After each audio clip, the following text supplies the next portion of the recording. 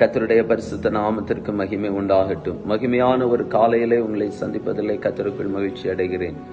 சங்கீதம் 17:5 சொல்லுகிறது, என் காலடிகள் வலுவாதபடிக்கு என் நடைகளை உமது வழிகளில் ஸ்திரப்படுத்தும்.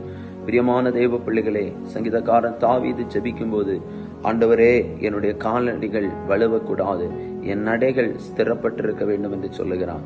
காலடிகள் வலுவக்கூடாது என்று சொன்னால், ஒரு மனிதன் நடந்து போகும் பொழுது அவனுடைய பாதைகள் ஸ்தோத்திரம், அந்த பாதைகளிலே அந்த வழிகளிலே அவனுடைய காலடிகள் வலுவி போகுமானால் அவன் கீழே விழுந்து விடுவான். அப்படியானால் தாவீது சொல்லுகிறான், என் காலடிகள் வலுவக்கூடாது. இது அவர் புறம்பான இந்த மாம்சத்துக்குரியதான ஒரு வார்த்தையாய் இல்லாதபடிக்கு அவர் ஆவிக்குரிய அர்த்தத்தோடு சொல்லுகிறார்.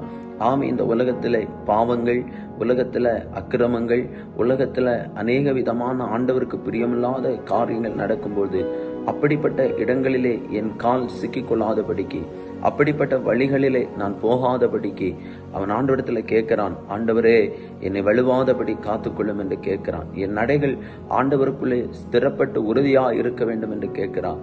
பிரியமான தேவ பிள்ளைகளே, நம்முடைய நடைகள் கர்த்தருக்குள்ளே ஸ்திரப்பட்டு உறுதியா இருக்க வேண்டும். உலகத்தின் பாவ வழிகளிலே நம்முடைய கால்கள் சிக்கிக்கொள்ளாதபடிக்கு நாம் கவனமாய் நம்முடைய கால்களை காத்து கொள்ள வேண்டும். உலகம் பாவம் நிறைந்த உலகம், ஆனாலும் பரிசுத்தமாய் நாம் வாழ வேண்டும் என்று கர்த்தர் நம்மை குறித்து விரும்புகிறார்.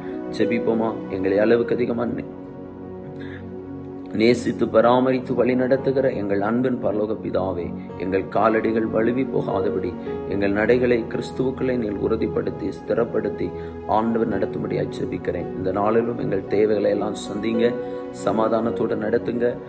இந்த நாளுக்குரிய சகல நன்மைகளையும் தந்து ஒரு குறைமில்லாதபடி கர்த்தர் நடத்தும்படியாய் ஜெபிக்கிறேன். ஆசீர்வதிங்க. இயேசுவின் நாமத்தில் தருகிறோம் நல்ல பிதாவே. ஆமேன், ஆமேன். God bless you. கர்த்தர் உங்களை ஆசீர்வதிப்பார். ஆமேன்.